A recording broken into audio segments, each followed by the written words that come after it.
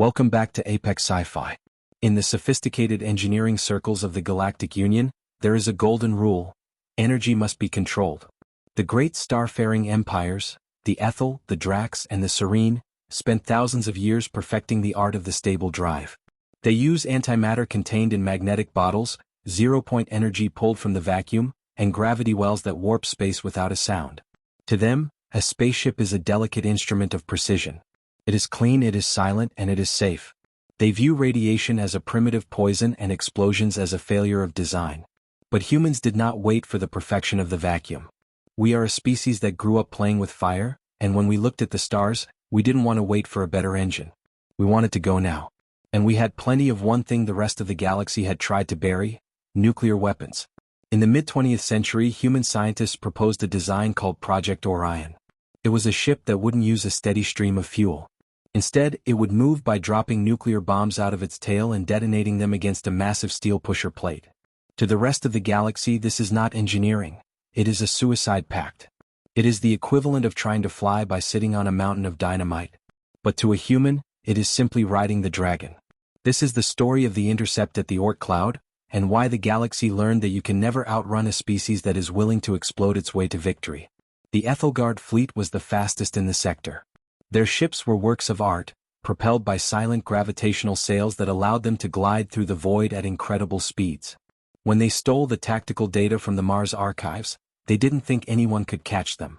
They were already hitting the edge of the solar system, moving at a velocity that no standard human chemical rocket or ion drive could ever match. High Commander Valerius of the Ethelgard sat on his ivory bridge, watching the sensor maps.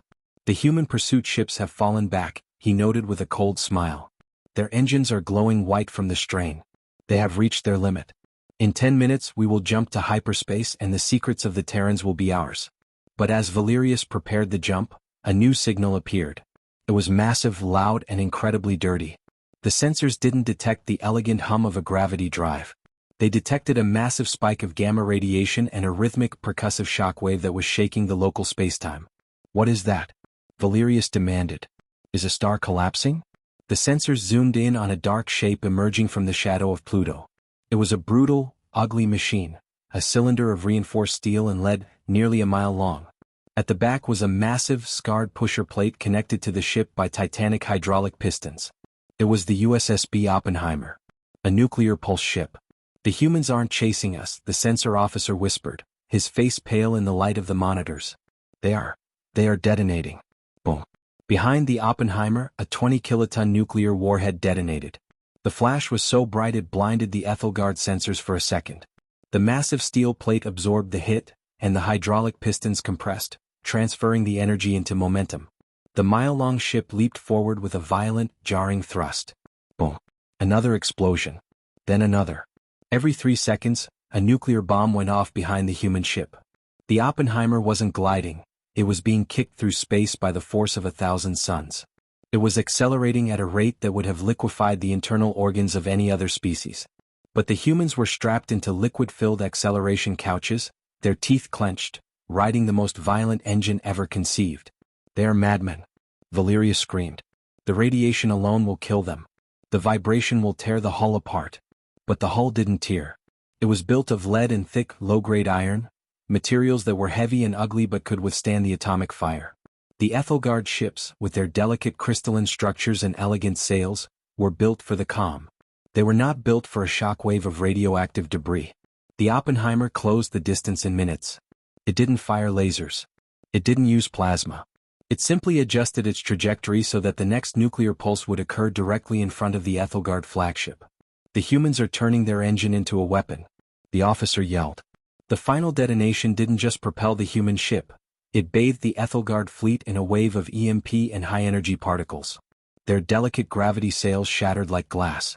Their computers rebooted. Their ivory bridges went dark.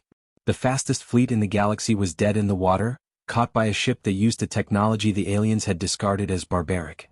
The Oppenheimer drifted alongside the flagship. A communication channel opened.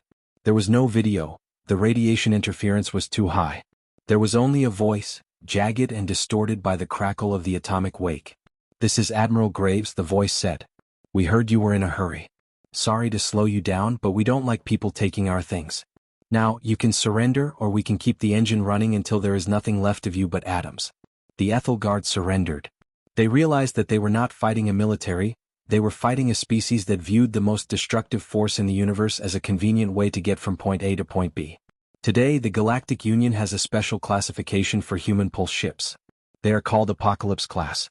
They are forbidden from entering civilian star systems because their exhaust is literally a trail of nuclear fallout. But everyone knows that if a human needs to get somewhere fast and they don't care how messy it gets, they will bring out the dragon. In the Museum of Galactic Technology, there is a model of the Oppenheimer. Next to it is a quote from a human engineer that still haunts the alien architects. Why build a better engine when you can just build a bigger explosion? This has been Apex Sci-Fi. The galaxy wants a smooth ride, but we are the ones who know how to use the fire. If you have ever felt the power of a raw engine and loved the roar, hit that like button. You have the pulse in your blood.